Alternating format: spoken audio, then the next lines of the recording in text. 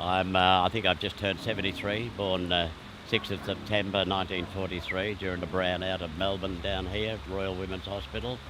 Stolen from Royal Women's Hospital and raised in an institution in Melbourne, Box Hill.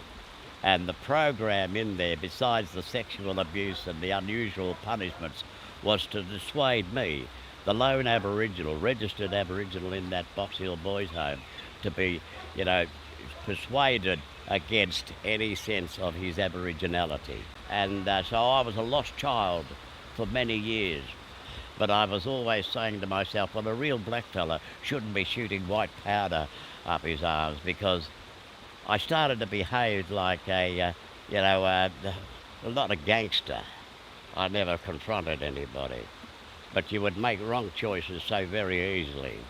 It's very hard to heal oneself from these policies of the past and the policies that are now, developing. The thing that most tweaked me towards my healing was the Murray program delivered by Auntie Lorraine Peters and her daughter at the Loddon. And many years later, through the Koori Heritage Trust, I found myself. I found my mob. And so just this measure of information coming from Koori Heritage Trust has allowed me to stand proud and firm in my Aboriginality. I've tried my damnedest to find out who I was, but at every turn, just before I left the home, a group of Aboriginal kids came in, my first sighting of other Aboriginal kids. And I write about this in Jack Charles versus the Crown.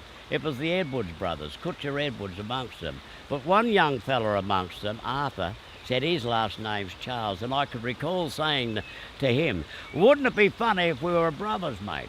Years later, I get to find out that indeed that Arthur at Box Hill Boys' Home, right, that mob of Edwards brothers, that Arthur was indeed my brother, and those two girls were my sisters. And indeed, the Kutcher Edwards brothers were my mum's sister's kids.